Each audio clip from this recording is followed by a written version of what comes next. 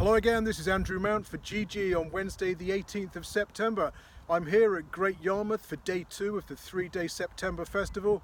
A good meeting today with a listed race. I don't think we'll have 125 to 1 winner at that event like we did several years ago, but we could have 1 or 2 shocks. Now, I'm going to give you a brief overview of what's required to win here at Yarmouth before talking about my tips for later on. Now, the track closed for a year prior to August 2015. The surface was relaid and it needed time to bed in.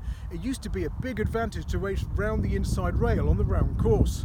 Over 5 years, from 2010 to 2014, if you were drawn in stall 1 in a handicap on the round course, that's races over 9 furlongs or further, you had a big advantage. You'd make a good profit backing those blind 45 winners from 237 bets, plus £41.87 to a £1 level stake.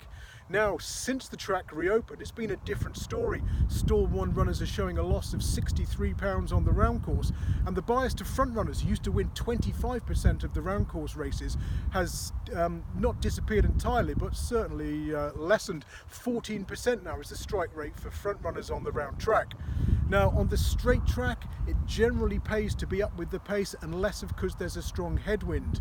Now, one of the best examples of the headwind bias was a horse called Watch Chain by Mark Tompkins. He only won twice on turf, both times at Yarmouth when there was a strong headwind. He was sold shortly after the second of those wins and never won again.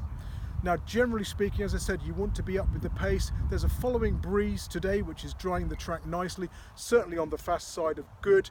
And what moisture they put on the track overnight is disappearing. Now, I've walked the last 3 furlongs and I think there might be a bit of a stand side bias today. So over the course of the years since they reopened the track in 2015, those drawn down the middle have often struggled in big field races on the straight course, in fields of 12 or more runners over 5 furlongs to a mile, all the straight track distances. It's just 1 winner from 42 runners for stall 1. Stalls 2 and 3 haven't fared a lot better either.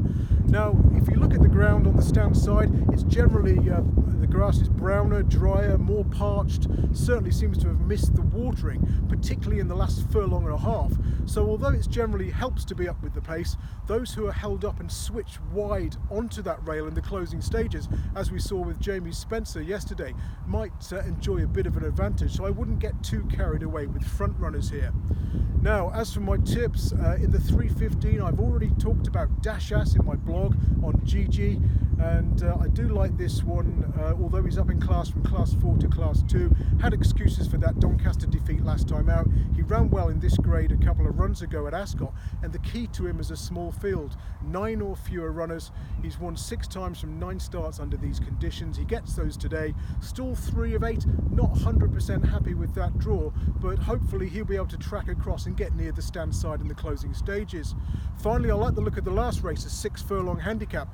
Alfie Solomons is interesting, dropping back down to class 4 grade. He's been running well in class 2 and 3s all season, and finally gets to drop to a more realistic level here. He's not exactly prolific, 1 win from 15 starts, but in a race with 4 front runners or prominent racers, he's only one of 2 who like to come from off the pace. The other one, Majalis, the favourite, is trained by Willie Haggis, who's had just 1 winner from 30 runners in the past fortnight, and that was a 1-3 favourite. So if Alfie Solomons can get across to that stand side rail in the closing stages, 5 to 1 could look a good price. That's it. I'll be back here tomorrow, and I'm hoping to talk to a leading course bookmaker. See you then.